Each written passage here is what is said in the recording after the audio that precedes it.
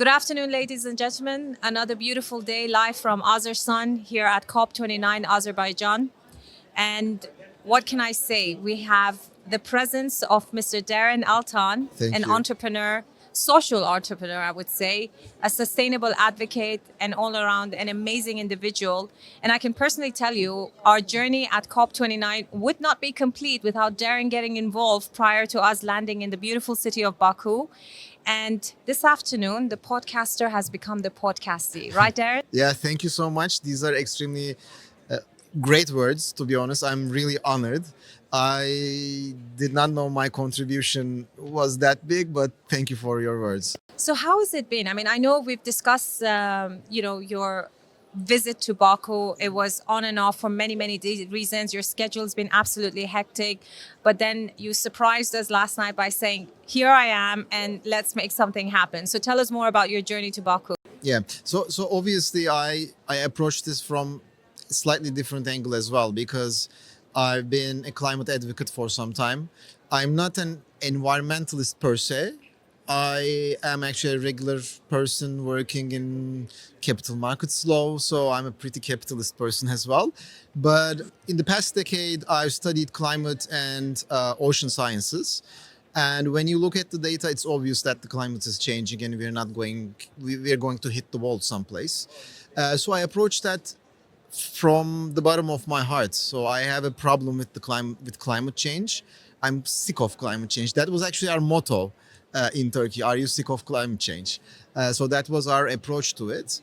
So I have heartbreaks as well, of course, because when you attend so many COPs, after some time it becomes a little bit repetitive in terms of the governmental negotiations. But in the past few COPs, things changed.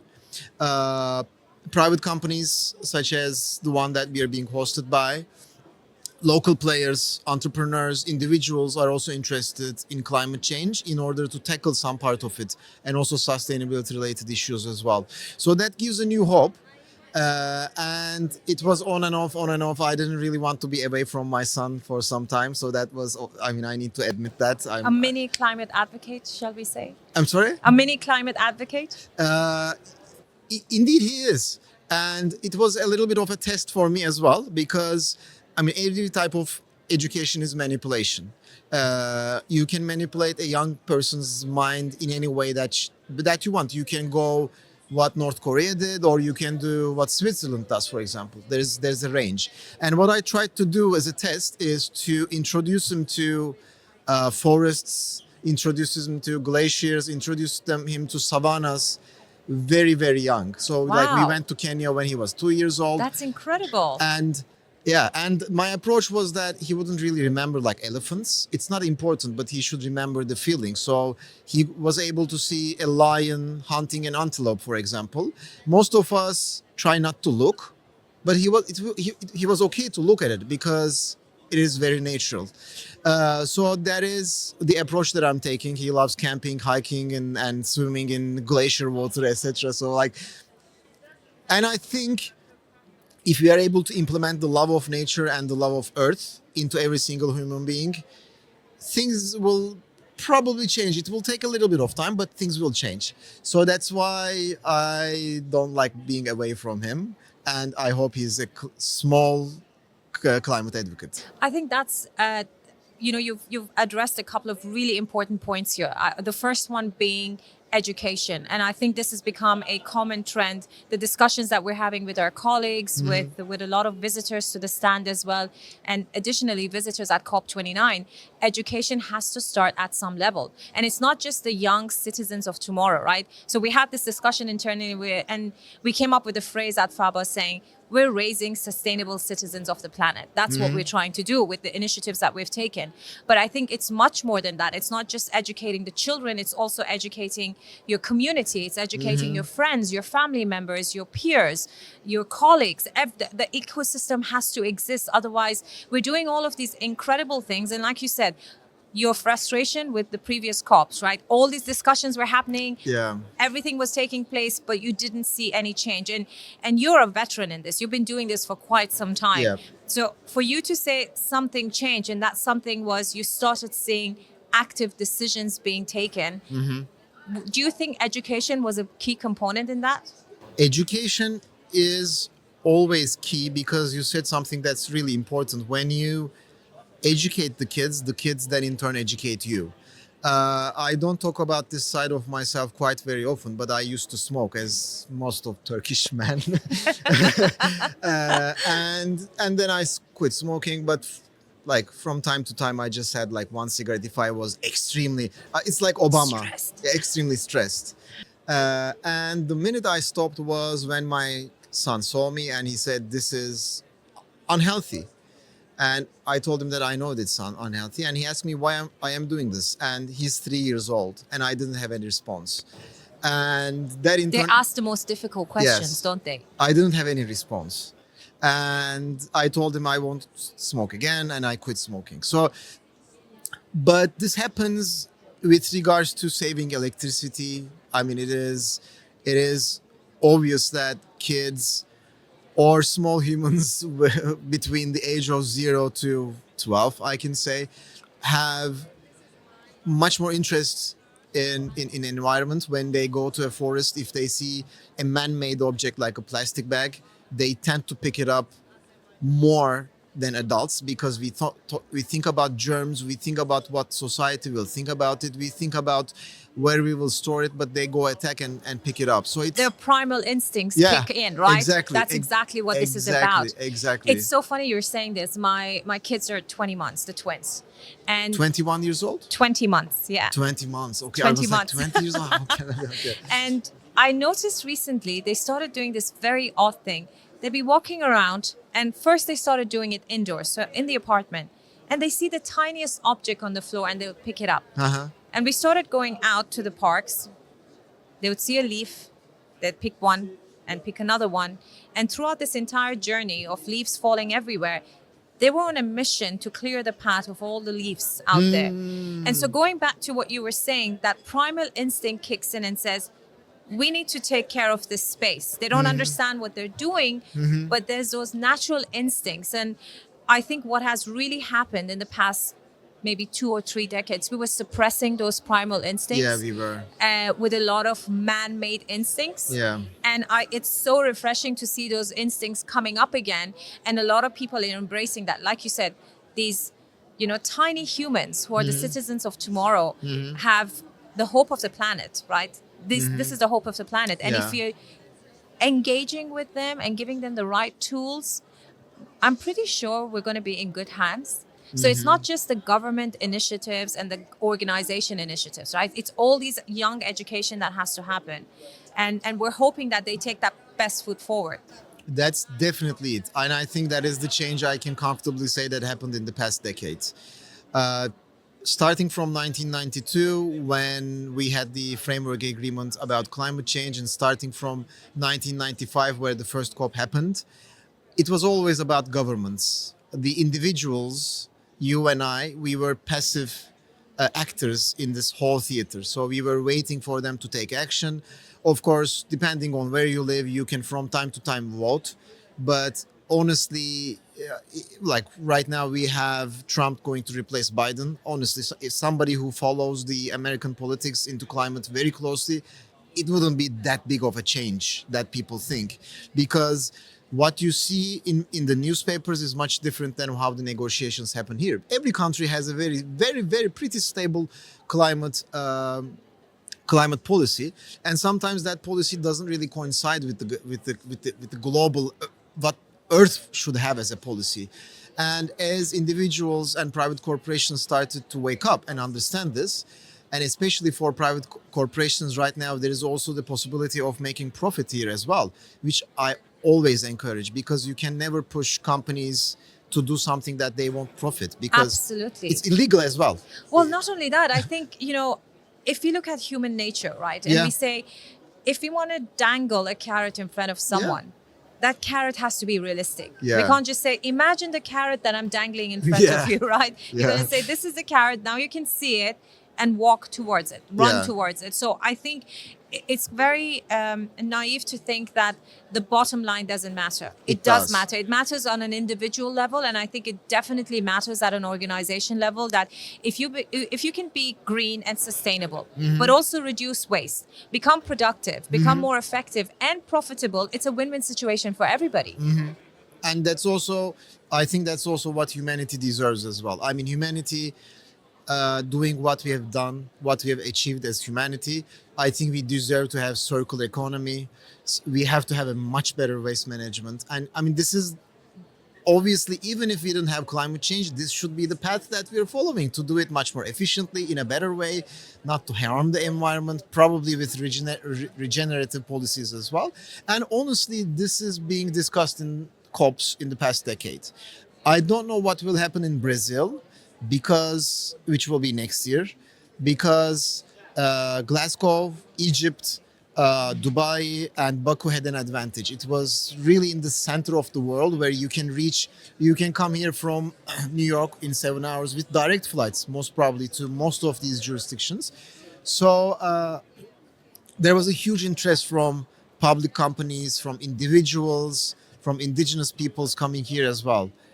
I hope that stays. I hope COP doesn't turn back into just a governmental discussion point, because we need to come together, discuss what we can do, sometimes for coalitions, form partnerships, fund sponsorships in these type of events, and then go back and do our homework for the rest of the 360 days, and then we convene again at COPs. I would like to believe that I think the last two COP have has set a tone, right? There's a precedence going on now. You can see a lot more activity from the private sector. We certainly see a lot more interest from the public coming in as visitors. I mean, in the last few days, we've seen so many kids from the age of 7 and up visiting stands, interacting with people, really engaging with these private entities, with government entities. So you see there's a movement going on, and I would like to believe and think that this movement can be carried forward. And like you said, it is in the hands of the private sector to drive that change. 100%. So it's not just policies happening at a government level, those closed door discussions and policies, and it doesn't leave the boardroom, right? We want to see action, and we want to see those implemented at a realistic level, so you and I can take decisions and say, yes, we feel this change, we know we can work towards something, and it's a measurable change that we can have. And one thing that I can add to all that point is that I think we need to do it. I'm not saying this in a negative way. We need to do it how private companies do it. Private companies are extremely efficient, very quick. They are very, very good in doing things that they want to do. And I come from the private sector. I've been working in private sector for 20 years, and I love that versatility, that speed, that efficiency. There is no room left for redundancy. The only problem is complacency. Sometimes we can be complacent, but governments and states do that as well. We can see in Europe, which is the case. I'm talking about all these countries because they actually have a place in climate politics. Europe has been driving climate policy for the past 9 years now, but if it becomes complacent, if it shrinks every year by 2% like Germany does, nobody will take it seriously. So you won't be able to have the leading position. So if you want to have the leading position in terms of climate, you need to do other things right as well. It's just a Which piece is of the puzzle. supported by the private sector as well. Definitely. I mean, because government just sets the policy over there, so you need the support of the private sector. And in the do you think, sorry. Darren? Sorry.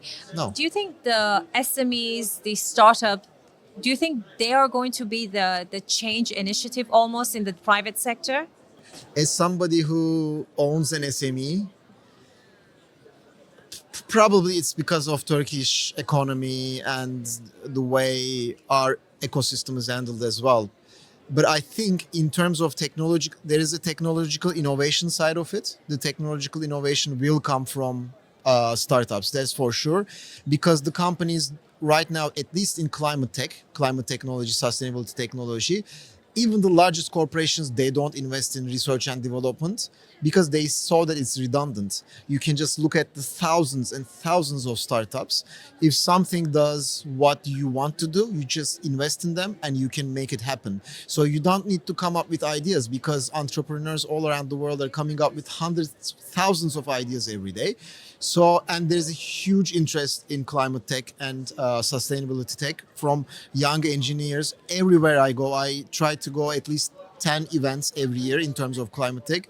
There's huge interest there. So I'm extremely hopeful on that front. And the companies are extremely clever. They don't spend billions of dollars into R&D. They just look at all these great startups and they invest in them, which is an incredibly clever strategy, I think. So it's almost like what FOB has done with Econar and Eco19, right? A private company, a startup, developing these really cool technologies, right? Looking at how they can bring in tech and sustainability together, make it cost effective, make it realistic. Yeah. And what I love about this approach is that they had this done with SMEs in mind. Yeah. Usually when you look at, enterprise solutions, ERPs, everyone's thinking these large corporations, I want to target companies with thousands of employees. Yeah. These guys thought differently. They said, we're going to look at something very differently. Let's see what the SMEs are looking for. How can we enable them with sustainability and tech, innovation and sustainability, and empower them and their employees to take sustainable decisions, make their companies more productive, more efficient, more profitable. And if we can convince them, they can in turn convince their peers. Yeah. And that's the cascade, that's the domino effect that they see with Econar and Eco19. Do you think most startups out there should be heading in this direction? 100%. I actually had a very similar idea. Unfortunately, that idea came into our minds and we tried to establish the company in Turkey at a time where we had 120% inflation, so it was difficult to achieve. But SMEs have a problem. They have lack of resources. They have lack of cash, they have lack of personnel, lack of time. So if you can go in there, find a solution where the SMEs will benefit, then it will benefit the whole economy and in turn the earth as well. Because SMEs, interestingly, even in the United States, they're usually the backbone of every single economy in the world. SMEs in Turkey, they employ 80% of the workforce. It's 60% of the whole export, just SMEs. So if you can change them, which are open to change, but unfortunately they lack resources. So if you have adequate level of resources, if you attack SMEs, the level of change you will make is much greater than what you will do with large businesses. Because when an SME's founder or CEO has one-on-one interaction with that company, I'm sure they will just mention that to other friends, other peers, their customers, probably their suppliers, because SME relationship is much more friendly as compared to large corporations where you need to do incredibly bureaucratic and incredibly difficult tasks. SMEs are interesting. I don't know if you know this, but in the past 3 years, SMEs have been the attack point of United Nations and also the European Union in terms of igniting the change. Large corporations are difficult to move. They are like huge elephants. But SMEs can be like rabbits. In order to survive, they run really fast. And they know how to be agile and versatile. So this is actually exactly the path that is being taken. I wish I could start that startup as well. It was a pretty difficult time also in my life, in terms of family time, in terms of monetary stuff as well. So I couldn't do it, but it's a very good idea. What about family businesses, right? We keep talking about SMEs, but I think the family business, especially in many major economies around the world, they contribute again, right? Over 64% of the workforce. Yeah. They also have major contributions towards the local GDP. So do you think as well that that's a target that's really being left out of this conversation? Unfortunately, yes. And that target, SMEs are large corporations, can be handled by private entities. But when it comes to family-owned corporations or small businesses, family-owned small businesses, we need something from the government. We need them to incentivize people very well to divert their business into sustainable practices. They can give them tax breaks, they can give them coupons, they can give them, we need to incentivize them, because being a family-owned business is even difficult than the SMEs, because I mean, obviously you have a family, you need to run the family, and you need to run the business.